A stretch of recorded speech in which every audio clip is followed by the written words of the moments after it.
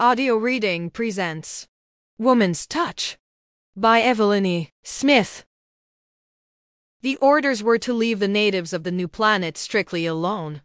But those surveyors' wives were women, and women don't obey orders or leave people alone. Now, don't get the idea that this is a universe-shaking assignment. Captain Harnick warned the four young people. The planet's of no particular importance. Otherwise, we would never have assigned an untried team. Yasir, Ned McComb and Danny Field said dutifully. However, Harnick wasn't worried about them. It was the anticipatory gleam in their wives' eyes that he didn't like. Pity the men had to be allowed to take their spouses along. But the Extrasolar Survey Service would never be able to get anyone to accept a 5-year term of duty on a remote planet without that accommodation. And of course, he thought with sour complacence, at the end of the 5 years the men would be even sorrier than he was. True, it's an Earth-type planet, but only in the sense that it has an atmosphere we can breathe. And I repeat, he added, looking straight into Judy Field's snapping black eyes. Please remember that we have no intention of colonizing Furbish. It's much too far from the other inhabited systems for such a project to be economically sound. Yasir, Judy said meekly, we just want to set up a fueling and repair station here, and maybe look over the minerals, Jane McComb finished, to see if there's anything which could be used in running the station and or worth transporting to other systems. Yes. Captain Harnick was gratified to see that his lectures during the voyage had not fallen upon deaf ears. On the other hand, he was not exactly pleased to have words taken out of his mouth. We would like to have the planet charted as thoroughly as possible, of course. But please do not try to go beyond the scope of your admittedly limited means. Yasir, Ned and Dan agreed. Now comes the part about the natives, Judy said to Jane in what might have been intended as a whisper. They nodded at each other. Captain Harnick managed to keep his temper by reminding himself that he wasn't going to see the whole lot of them again for 5 years. As far as we know from Commander Furbish's preliminary survey, there are no hostile life forms on the planet. However, it might be as well to take precautions. I should think so indeed, Judy put in. The highest life form present, in fact, the only life form on the planet outside of vegetation, does appear to be humanoid in structure, but again I cannot stress this fact too strongly. The creatures are far from being human. They are of a very low order of intelligence, probably even lower than the terrestrial great apes, since they not only have no group organization, but do not appear able to communicate with one another in any way. Fortunately, I might add, because this precludes the possibility of any accusation of the exploiting and enslaving of inferior races, with which the terrestrial government has so often been charged unjustly, of course. The 4 members of the survey team nodded solemnly, if a trifle uncomprehendingly. The creatures have shown no disposition to interfere with us, and your orders are to leave them alone. Do not, on the one hand, attempt to domesticate them, or on the other to hunt them, for food or any other purpose. Judy and Jane gave indignant gasps. Your attitude toward the indigenous life forms is a most important factor. The captain looked fiercely at the girls. It was the women, he had found, who tended to cause most trouble in this area. The terrestrial government does not wish to assume responsibility for any local fauna. All we want of Furbish is to check it, map it, and establish one small station here. Is that clear? Yasir, the survey team said. Very well then, The captain looked at the prefabricated structure of metal and plastic, tiny against the bleakness of the Furbishan landscape, and swallowed. They were brave kids to have volunteered to spend 5 of the best years of their lives on this barren little world, even if they were going to get paid a fabulous sum for so doing, and he was sorry he had ever thought harshly of any of them. I trust you'll be comfortable. Goodbye, and good luck. He shook hands all round, then blasted off in the little scout ship to join the parent vessel, which circled patiently overhead. One of the natives, plodding past with a sack half full of vegetation, looked up incuriously, then continued to gather roots. The two young couples stood outside their cottage, regarding the landscape. Short grayish-blue grass covered the barren plain and rolled up over the low hills some kilometers away. Stunted bushes, bowed down by the huge bladder-like leaves the natives used as sacks, were scattered sparsely about. There were no trees or flowers. Above, a dim, red sun hung in a cold green sky. Although the post was nearly at the equator, the terrestrials felt chilly even in their snug heat suits. "Kind of dismal, isn't it?" Danny ventured. "But it's ours," Judy said cheerfully. "I think it has a sort of wild charm." Jane nodded her blonde head. "Our own little planet," she murmured. The local fauna passing by on their separate ways, carrying loads of vegetation presumably for food, since they did not have fire, and bladders full of the scarce water, gazed at the terrestrials without interest if the Earthmen happened to be in their line of vision. Otherwise, the natives paid them no attention. "Not really humanoid, are they?" Danny asked. "More like goblins, if anything." His description was a fair one. The Furbishans were skinny, large-headed little bipeds, 2 to 3 feet high, and generally of a slate blue or a dirty mauve color. They trudged back and forth, carrying food and water and other unidentifiable objects of desire, appearing to be only remotely aware of one another, although they seemed to see well enough. "I think they're cute," Judy said. Danny took her plump arm in a firm grasp. His brown eyes were worried. "Now, Judy, remember what the captain said." "They look intelligent too," she persisted. "I think Harnick's just a snob. And a skinflint. He doesn't want us to give this people the benefits of culture, just because it might cost the terrestrial government a little money." And she tossed her smooth dark head. Big Ned McComb gave a superior smile. "You're being anthropomorphic, kid. Just because they look something like people doesn't mean they are people. For instance, would any race with a minimum of brains act like that?" For two of the natives, each absorbed in his own purpose and destination, had collided. Their dull faces lit up with momentary glares of anger. Then the customary lack of expression returned, and each continued on his apathetic way. "Well, the poor things can't communicate." Jane sprang to the defense. "Maybe they don't have vocal cords." "Listen, Shug," Ned said. "You don't have to have vocal cords in order to communicate. There are other ways of getting a message across besides talking." "You mean like telepathy?" "I mean like gestures. Hitting a stone with a stick. Anything. The only reason these things don't communicate is because they have nothing to say." "Anyhow, they do have vocal cords," Danny contributed. "Listen." One of the natives who had been in the collision had looked over his shoulder for a parting glare at his opponent and had, therefore, run smack into a third native who was gathering roots with his eyes on the ground. Apparently this was too much for Native A. He threw a stone at Native C. Native C uttered a hoarse cry of rage, which was what had led Danny to deduce the existence of vocal cords in the species, and threw a sizable stone at Native A. Both stones missed their targets. Native A and Native C continued on their respective ways, each glaring back at the other. It was obvious that both would presently be involved in similar encounters. "Well," Judy commented, "they can communicate anger at any rate." The days and weeks went on, and the charting team carried out its orders faithfully. Judy and Jane took care of the house and allied domestic problems, while Ned and Danny explored the planet in the helicopter. The whole habitable area of Furbish proved to be much the same as the part where they had landed. Further north and south, the men reported, there was ice and snow and no life, not even of a vegetable nature. But still it wouldn't be safe for the girls to go exploring, their husbands pointed out, because the surface of the planet was still unscratched. The natives, of which there didn't seem to be more than a couple of hundred all told, lived in caves in the hills. What else might be lurking in more effective concealment they could not, as yet, tell. "If you ask me," Judy said, as the women watched their men depart on another reconnaissance flight, "the planet is as safe as houses.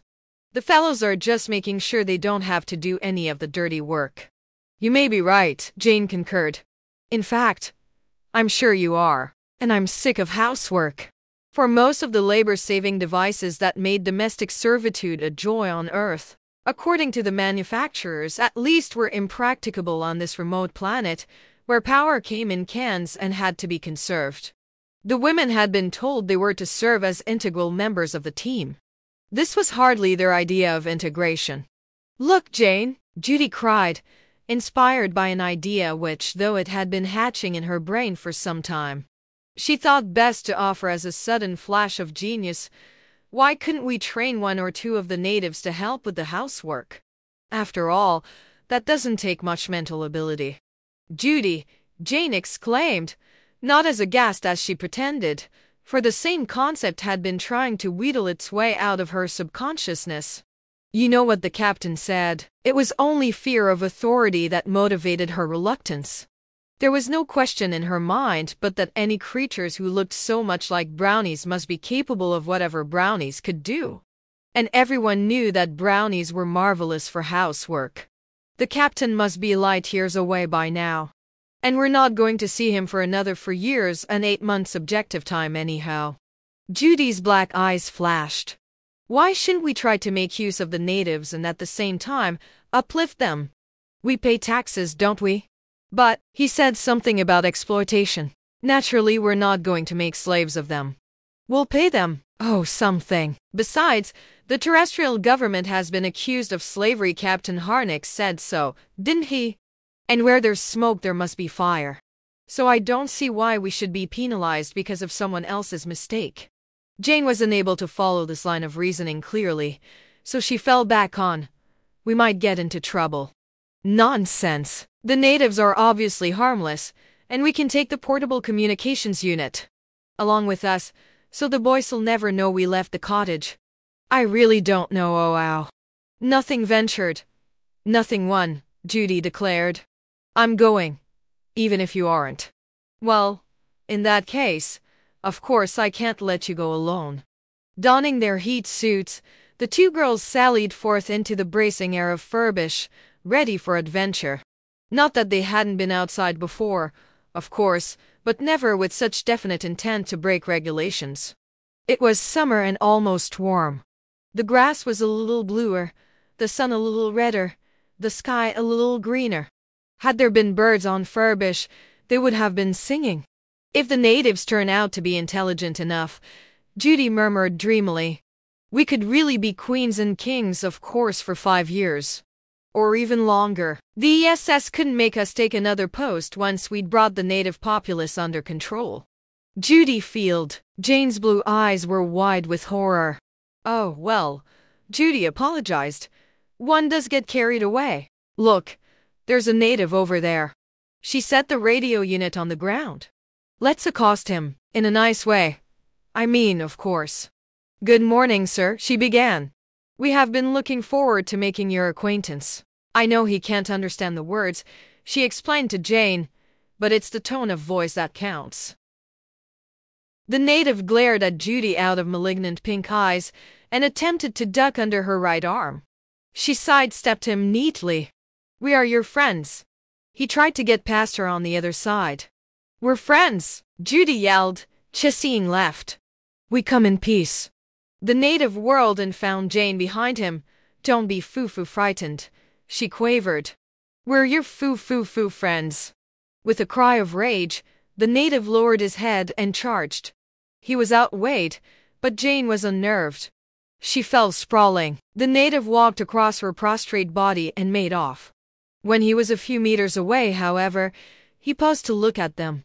Apparently they had succeeded in arousing some interest. "Copter calling cottage," the radio chose to announce at that moment. "Copter calling cottage, over to you." "Help, Judy!" Jane screamed. "Hey, help! I can't get up." Judy ran to tug at her prostrate comrade, but Jane, although more slender, was taller and weighed a lot in the heat suit. Moreover, she was so stiff with fright that she couldn't move.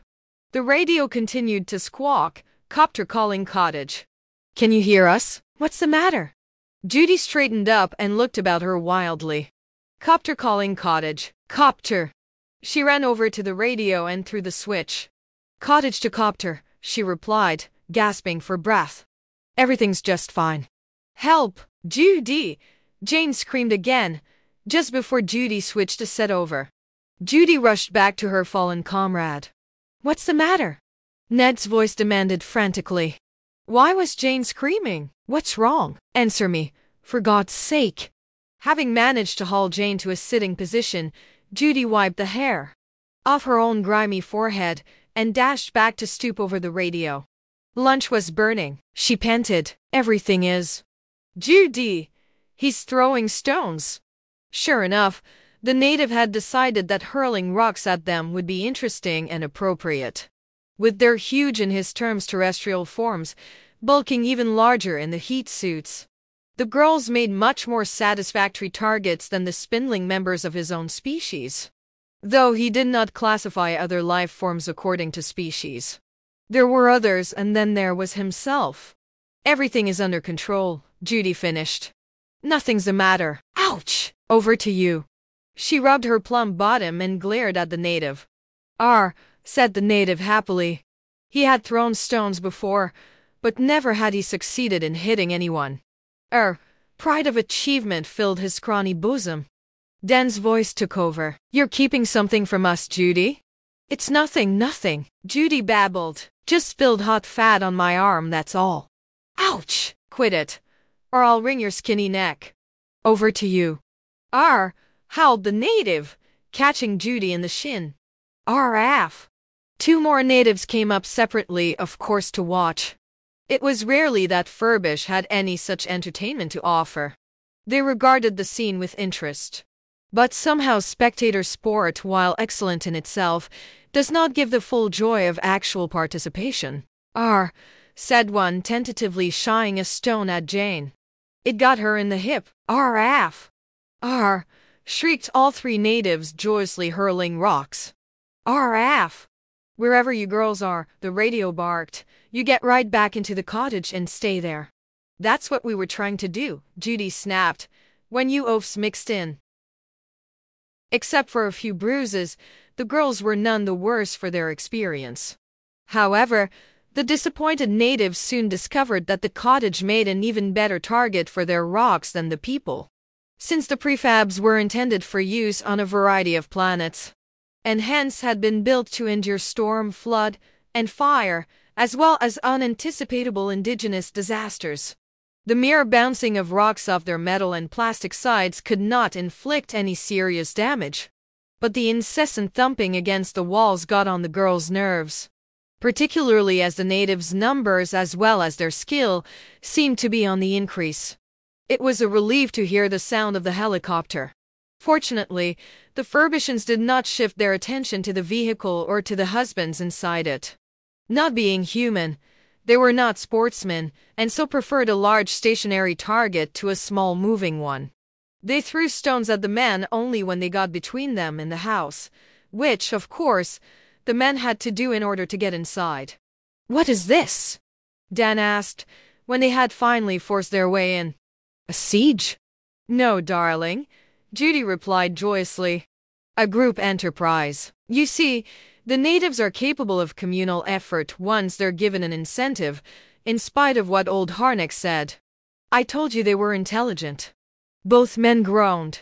Since the natives' intentions were obviously not hostile, retaliatory measures were out of the question. So the Earthmen spent the next few days in using some of the same rocks to build a large wall some distance away from the house, hoping that it would provide a still more attractive target. However, there were several scores of the creatures involved in the game by then, and only part had their activities successfully diverted. Well, every little bit counts. Danny tried to soothe the angry Ned, who had been trying to show the natives that building with the rocks was more fun than throwing them, and for his pains, had received a stone in the solar plexus. On their last mission, the two young men had been absorbed in mapping an interesting valley in the North Polar regions, a pursuit which they had no intention of giving up. A few days after they had finished the work, therefore, they announced their intention of taking the helicopter out again. And remember, girls, Ned adjured them, don't go out of the house at all until we come back. We need fresh air, Jane said. The air inside is a lot fresher than out, her husband retorted. Because it's purified. So, mind you, don't set foot out of the door until we return. Except in an emergency, Judy told him. Maybe we'd better leave the valley for later, Danny murmured. Oh, come on, Ned protested. He had been dragooned into washing the dishes several times during the weeks they'd spent at home, building the wall for the natives, and had no intention of letting the same misfortune befall him again. What kind of emergency could there be? If Judy has her heart set on an emergency, Dan prophesied as he allowed himself to be led off, there will be an emergency. I don't know how the boys expect us to stand this, Judy remarked querulously as she and Jane sat listening to the thumps and bumps and airs outside. Well, they didn't start it, and Jane added, as Judy opened her mouth, I don't suppose they can stop it either. It does seem to me, though, she remarked, less out of actual observation than out of the desire to placate, that they aren't making as much noise as usual. Judy went to the window. Of course they aren't. They're dying like FLIs. What? Jane looked through the clear plastic pane. Sure enough, many of the natives had fallen to the ground. Since they were still writhing, they didn't seem to be actually dead. That was an academic point, however, because they wouldn't last long. What with the other natives stomping upon them in the excitement of the game? Maybe their lifespans are shorter than ours, Jane suggested. Judy threw her a contemptuous glance. More likely 3 weeks of rock hurling has proved too strenuous for their fragile little bodies. And it's all our fault, she burst into tears. We've sapped their energy. Judy, Jane laid a hand on the other girl's arm. I just happened to think since they started throwing rocks, I haven't seen any of them gathering roots. Maybe they're just starving. The girls looked at one another. That's it, Judy exclaimed. We must heat up lots of soup, just the thing for starving people. She began busily to pull cans off the shelves. But you know, Captain Harnick said they weren't people, so maybe they can't eat the same kinds of things we do. Our soup might be poison for them. Being poisoned isn't worse than being starved. Judy expertly manipulated a can opener. Not much worse anyway, she amended. It's a chance we'll have to take. You mean it's a chance they'll have to take?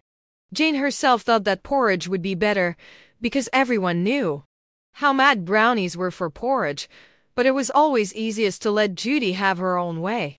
So, bearing a large kettle between them, the two girls staggered out of the cottage between the flying stones, which were not coming as thick and fast as before owing to the fact that almost half the native populace had collapsed.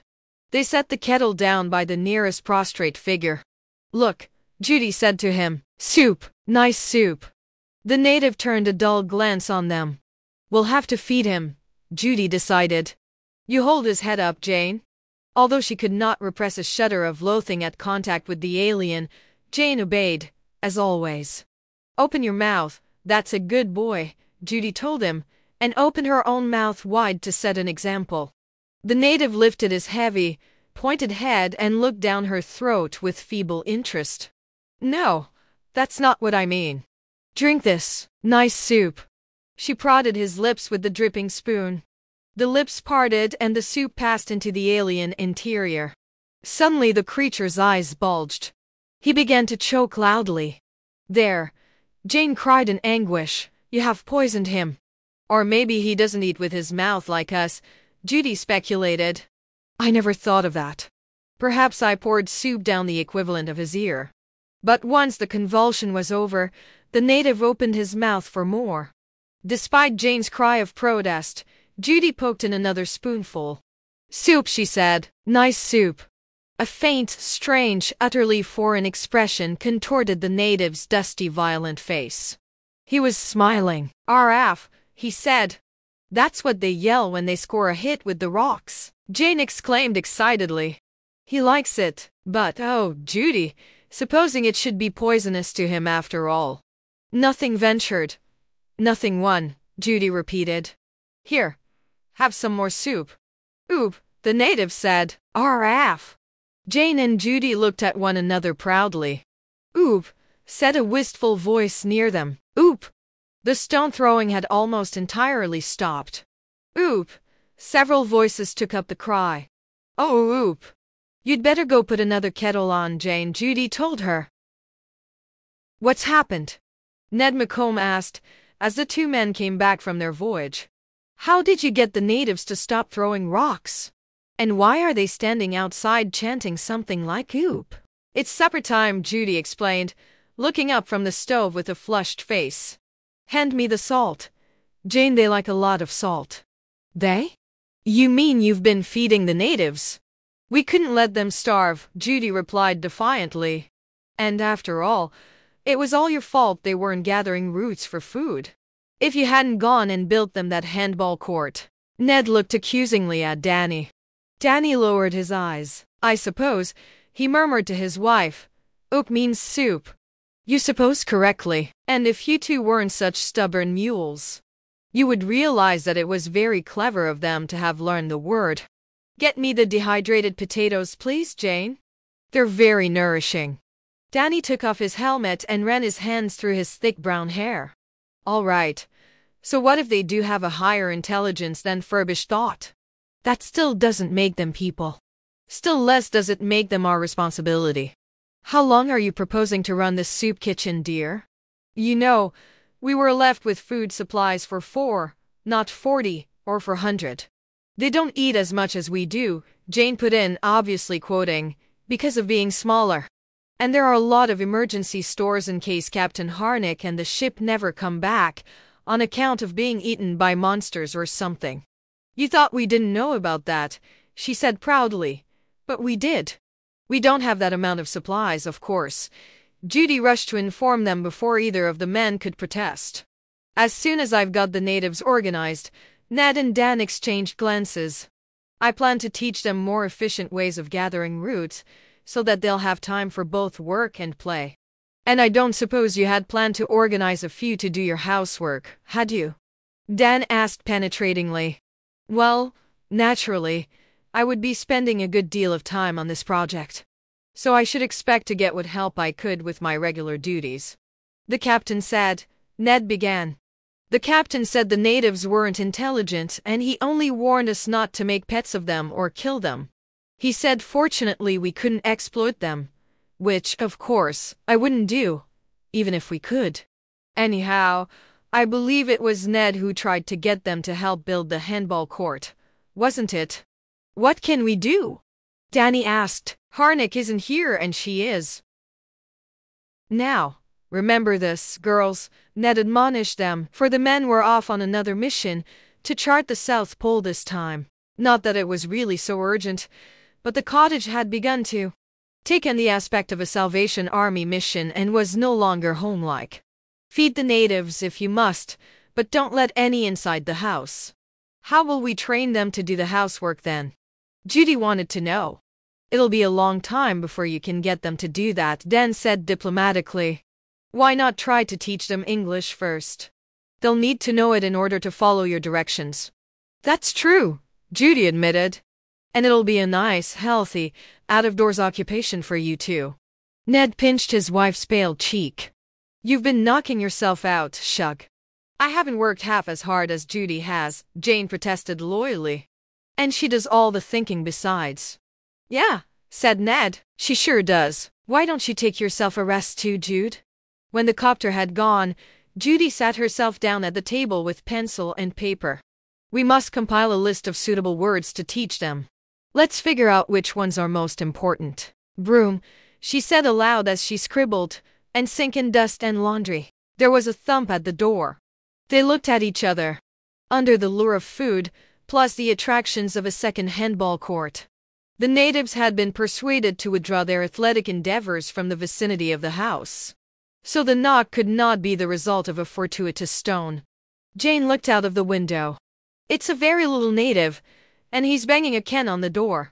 How cute! Since there weren't enough serving utensils, cans had been distributed to the natives to be used as dishes.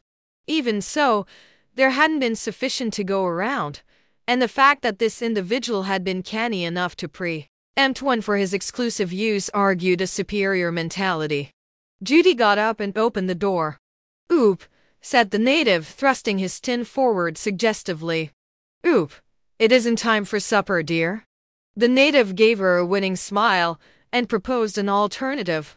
Orage, he said, orage. Both girls gasped. The natives had been fed other things besides soup. But heretofore none had used any word other than oop to describe food generically or specifically. Obviously he has linguistic aptitude, Judy decided. Just the one to start teaching English to. Come on in, dear. She opened the door wider. Judy, you remember what the boys said.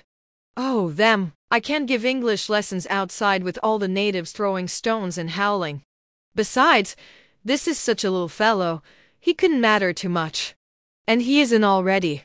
Which was undeniably true. The diminutive creature was not only in but engaged in tasting Judy's pencil. Orage, it said dubiously. No, dear, pencil. Judy removed the implement from his grasp and made demonstrative marks on the paper. And still, the native agreed, putting out a small slate blue hand for it. After a moment of hesitation, Judy allowed him to have the pencil. He took the paper and made marks of his own. Udi, he said proudly, handing the paper back to her. His satisfaction was entirely justified, for on the paper there was a primitive but very lifelike drawing of Judy herself. It isn't really so surprising, she said stoutly. After all, they do live in caves. And why are you wrinkling up your nose like that, Jane? Oh, not the picture, it's just that, well, I didn't like to say it. But it is a little close in here and… Jane looked apologetically at the native. He beamed at her. I expect it's a difference in metabolism. I expect it's dirt, Judy contradicted. I've often wondered whether they'd stay the same color if they were washed. Now's my chance to find out. How would you like a nice bath, dear? Ath, the creature repeated, orage. After your bath, that is. Judy was already filling a large basin with warm water. But Judy, maybe he isn't washable. What do you think he'll do, shrink, or run? Judy looked at the native. Come to think of it, he might run at that. Why don't you get out some of the music tapes, Jane, and play them to distract him? But the native loved being bathed. He loved the music tapes. And at the end of his ablutions, he stood revealed as the possessor of not only a beautiful cerulean skin, but a fine, true soprano. By the time Ned and Dan had returned from the South Pole, the Furbishin Glee Club had been formed. I'd hoped to have come and gone before Christmas, Captain Harnick sighed discontentedly. These isolated outposts are so depressing at holiday time. But think of the personnel, sir, the pilot told him with gentle reproach. They have to spend all their time here. You're right, Wilkins, the captain admitted shamefacedly. It's a hard, dull life for them. And Furbish is particularly bad. Only 4 people on an otherwise uninhabited planet. They must go mad with the monotony. The weeks must seem like months, the months like years, the years. Uninhabited, did you say? Wilkins interrupted. I could have sworn I saw a village down there. Of course it is growing dark. But still, aha, there it is. The captain leaned forward and peered into the dusk below. By George, you're right. There seem to be a good 24 houses there. Now, how could that have happened? Good solid stone buildings too, definitely not native huts. Of course the survey team was composed of both males and females, the captain muttered, but no. Reproduction alone couldn't account for this. Not in 5 years, even if you do allow for the mysterious influence of cosmic rays. What's all that light? Lieutenant Wilkins exclaimed. Damned if it doesn't look like a Christmas tree. It was a Christmas tree, 30 feet tall, composed of interlaced branches and illuminated bladders. And as the scout ship settled gently to the ground, its occupants could hear a chorus of sweet, true voices coming to them through the frosty air. Arkar Alden Jelsing Orayu Orning. Eson Urbish and Ursi I Yuld. It's a hallucination, the captain said, rubbing his eyes. We've been too long in space. Lights came moving toward them through the darkness, and there was the babble of excited voices. Captain Harnick, Ned McCone cried, we thought you were never coming. All 4 members of the survey team crowded around the scout ship, shaking hands and talking at once. They looked fit, the captain noticed, although thin and strangely pale in the torchlight. "We have so much to tell you," Judy cried. "So much has been happening here we've hardly had time to turn around. I never knew 5 years could pass so rapidly." Harnick and Wilkins looked at one another. They climbed out of the ship and saw the choristers, a dozen small creatures in soft, lovely hues of blue and violet, standing in a semicircle nearby, regarding the newcomers without fear as they continued to pipe lustily. "I lent height, olaiite. All is all is ite. You were entirely wrong about the natives, you know." Judy linked her arm through the captain's as she drew him through the cottage. "They're not only remarkably intelligent but talented. Don't they sing beautifully? And you should see the murals they've done. The natives." Suspicion became certainty. "Then this," the captain thundered, pointing to the neat rows of stone houses, "is their work. You've enslaved them." "But you said there was no intelligent life on this planet, sir," Wilkins protested, bewildered. The captain shrugged. "The fauna didn't seem to be intelligent, but the preliminary survey was sketchy. We may have been mistaken. We didn't even think they could communicate with one another." "They couldn't," Judy told him. "It simply had never occurred to them to communicate, because they hadn't anything to say at that time. But we gave them something to say," Jane added happily. "And something to do also," the captain grunted. "You've exploited the poor beasts, making them build houses and—" "Don't misunderstand, Captain," Dan said, with a peculiar smile. "The natives aren't exploited. They love what they're doing, and what's being done for them. And besides," Ned contributed, "it was we who built the houses for them. Shame they should have to live in caves like animals. There aren't nearly enough buildings yet. But after all, there were only 4 of us. I think we did pretty well considering. And it's been so rewarding too." Jane flung open the door of the prefab as she spoke. It was, Harnick noticed, by far the least imposing edifice in the community. "You must listen to some of the music they've composed. Lucky thing we brought a recorder with us. You'll undoubtedly want to take some of the tapes back with you." Elcom Werbisch, gentlemen, they were greeted by a bright blue native, who was lolling in the best chair and showed no signs of rising. "Udi, it or he complained, it's hot in air." "I've shown you how to work the thermostat, dear," Judy said gently, as she adjusted the device. "They don't seem to have any aptitude for mechanical things," she explained, as she removed her heat suit, "but they're so marvelous in the arts you couldn't really ask for more."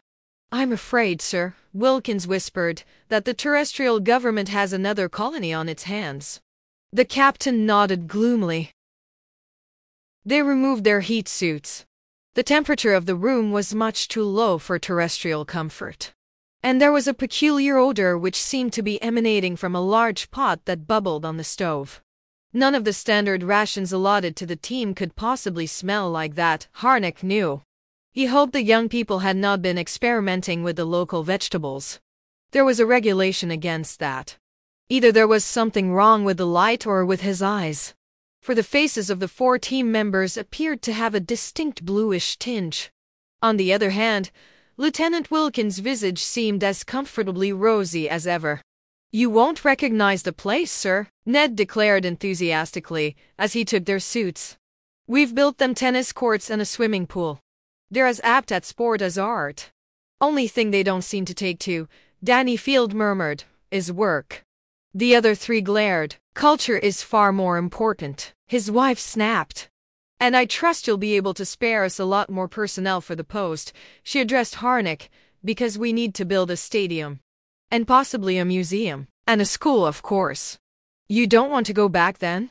Wilkins asked curiously. All 4 shook their heads. "We have a mission here now," Judy said. "Look," Harnick protested, knowing it was no use.